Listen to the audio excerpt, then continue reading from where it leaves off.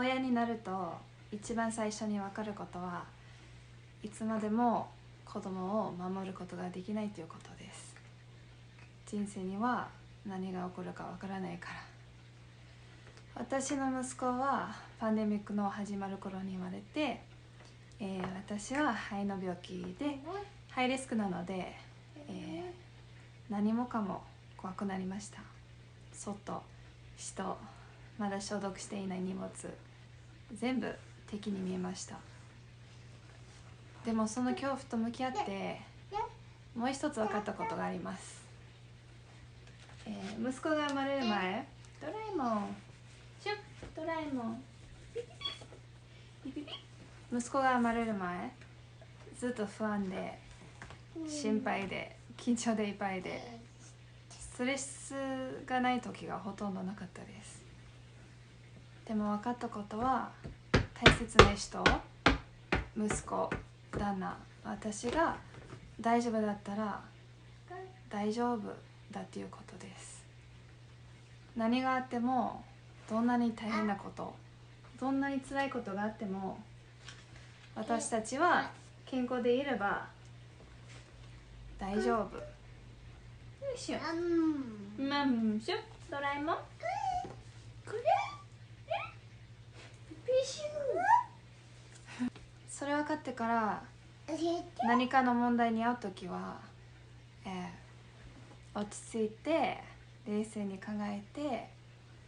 大丈夫だっていうことを思い出して、それに感謝して乗り越えます。実はこれは多分 YouTube をし始めたきっかけだったと思います。ずっとビデオを作りたかったけど、緊張しすぎて自分に自信がないからなかなか勇気が出せなかったです。でも恐れることはないって気づきました。子供が病気になったり大怪我したりすること、それ以上怖いことがないから、他のことは怖くない。息子が生まれたら家族3人で、旅行することを楽しみにしていました。それができなくなったから住んでいる兵庫県のいろんなところに出かけることになりました。そのおかげで知らなかった兵庫県の面白いところにいっぱい行けて、兵庫県に住んでいってよかったと改めて思いました。そして出かけは外、人の少ないとこ、に行きたいから山にある城跡に行こうかなって思いました。肺が弱いから登山、ハイキングができるわけないって思い込んでましたけど、何回もできました。ハイキングに慣れてる人がハードだっていうコースでもマスクしながらでもできました。実はハイキングが大好きだっていうことに気づきました。息子と混んでいるとこや室内に行くの心配だけど、それでも息子にちゃんと経験、思い出、成長できる環境を与えたいから、こうやっていっぱい日本の歴史が感じられるところに出かけるようになりました。幸せにしてあげたい息子がいなかったら多分ずっと家にこもってただけだと思います。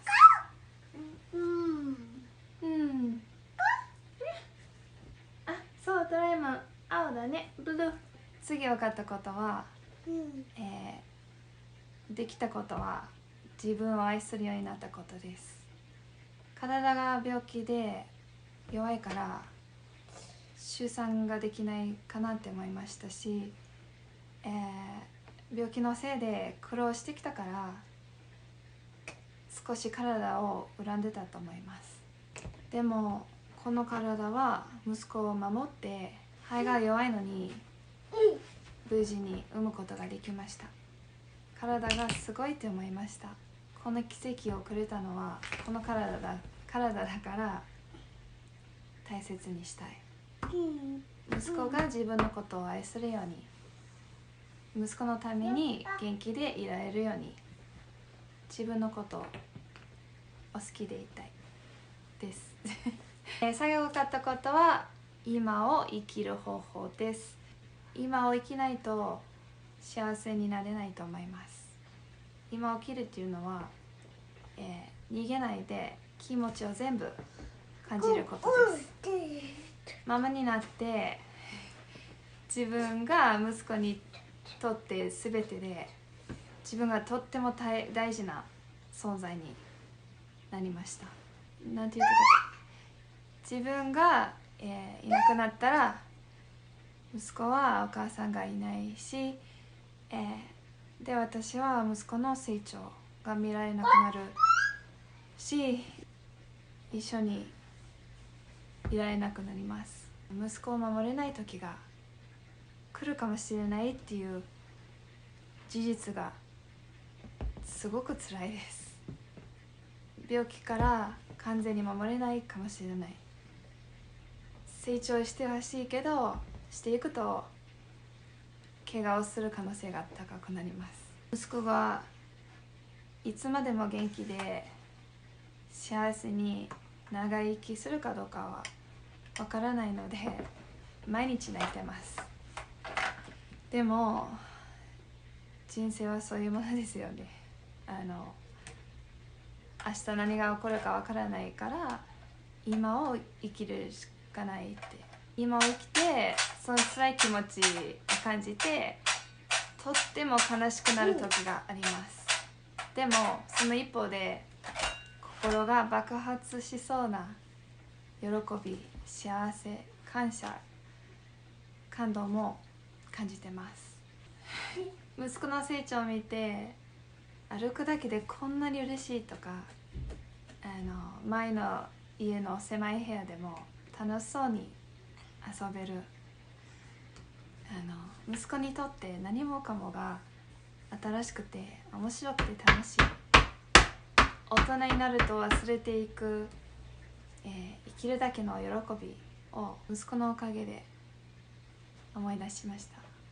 今を生きることで言葉にできないほどの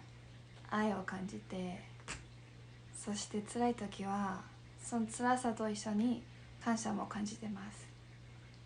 ママになる前はその辛い気持ちから逃げて、幸せなはずな時でも、夢が叶えたかと思った時でもちょっと虚しさと孤独を感じました。それはずっと向き合わなかった辛い気持ちのせいだったと思います。この大変なことを乗り越えたら休みで、休みの日に明日また仕事嫌だって、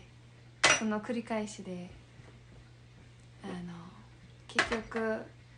今じゃなくていつも別のところで生きようとしていたと思います。でもママになったおかげで、息子のしゅんちゃんのおかげで、でもママになったおかげで、息子のしゅんちゃんのおかげで今を生きていて幸せをつかめました。しゅんちゃん今いないいないばのおもちゃで遊んでて、多分この曲入ったままアップしたらビデオ消されるよね。しゅんちゃん